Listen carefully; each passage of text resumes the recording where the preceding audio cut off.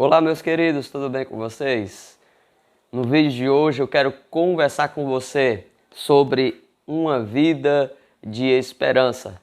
Quem sabe você está vivendo, você está passando por crises, momentos, quem sabe você está vivendo medo e você talvez já perdeu a esperança, mas eu quero motivar você através desse vídeo a passar a ter uma vida de esperança. Então fique conosco e venha ser abençoado em o nome de Jesus.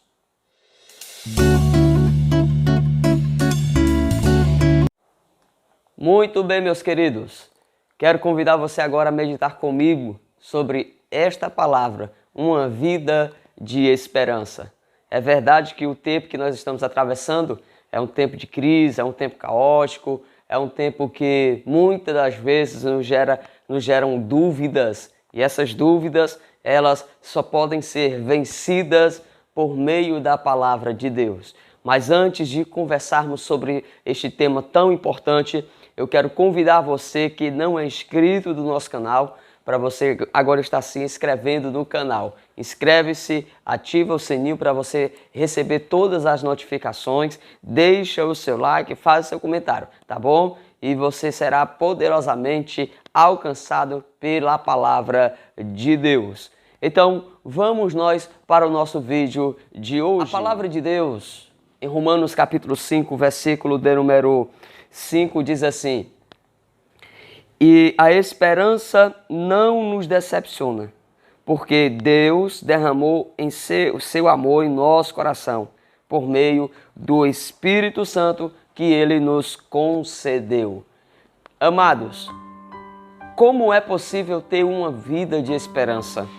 Como nós podemos viver uma vida de esperança em meio a tanta coisa que nos gera dúvida, em meio a tantas incertezas sociais, familiares, dentro de famílias, né, dentro do meio em que nós estamos inseridos? Ao olharmos para o nosso governo, nos gera uma certa dúvida. Ao olharmos para muitas vezes dentro da nossa própria casa, nos gera uma certa dúvida. Quando olhamos para alguém, um ente querido, um parente, um amigo que está hospitalizado, nos geram dúvidas, medo, rumores de que será que essa pessoa ela vai conseguir sair dessa situação? Será que essa pessoa ela vai voltar para casa de novo? Será que meu pai será curado? Será que a minha mãe vai ficar boa novamente? Será que os meus filhos vão estar bem novamente? Né? E tantas outras indagações. Então, nós estamos vivendo em um período em que nós estamos precisando nos apegar ou estarmos abraçados com essa palavra chamada esperança.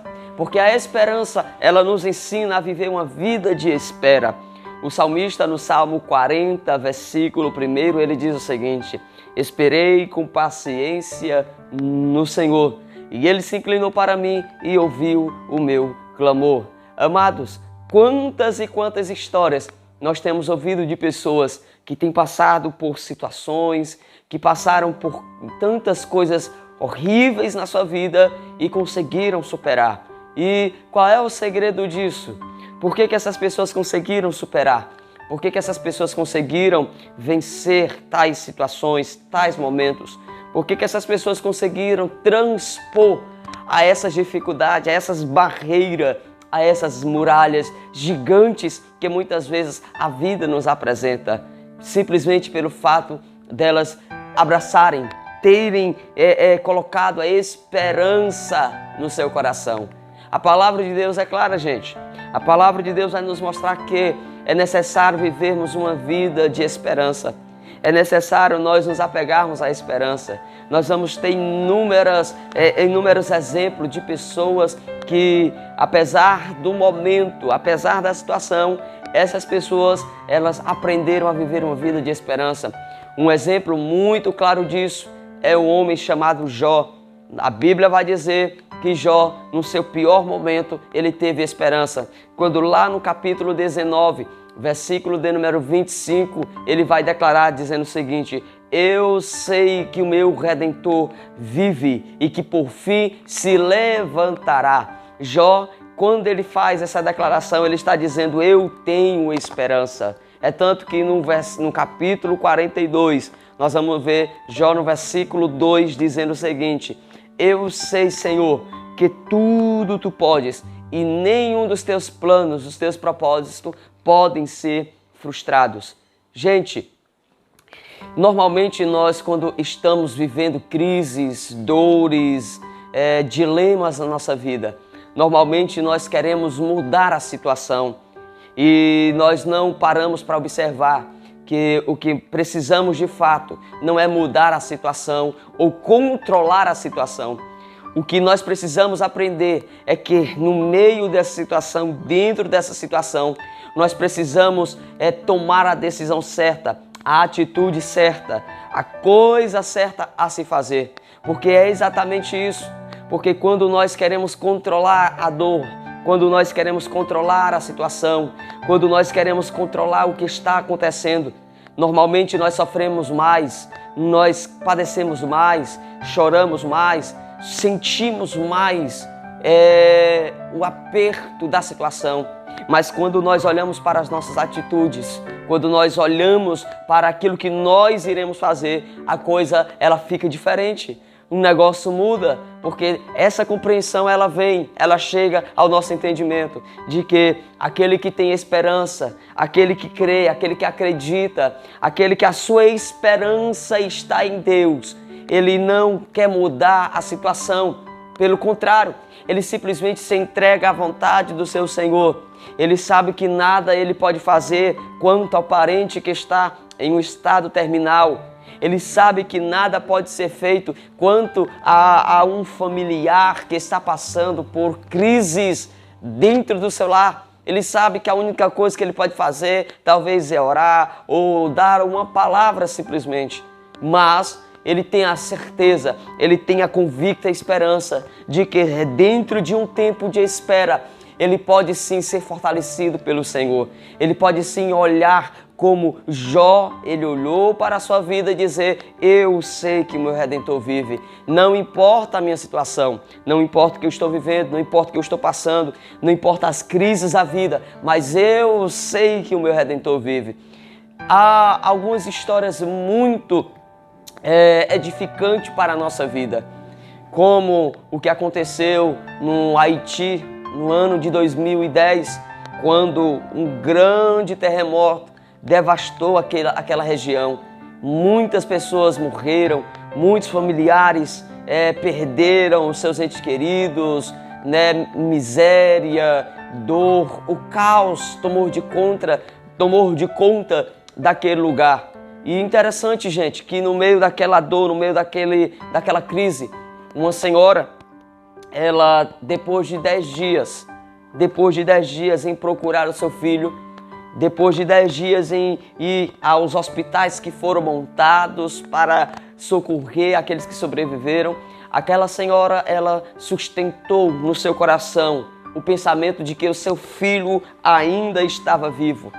Ela foi até o prédio onde o seu filho trabalhava como um alfaiate e naquele lugar cheio de escombro, máquinas trabalhando para tirar aqueles escombros, ela sentiu, ela ouviu a voz do seu filho.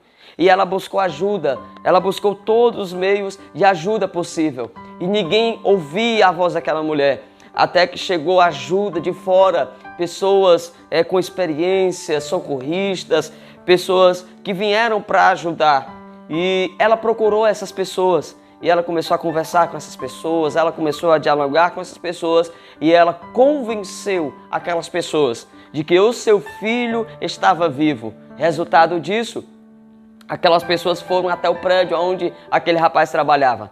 E quando chegaram lá, eles começaram a tirar os escombros, começaram a procurar. E aquela mãe estava convicta de que o seu filho estava vivo.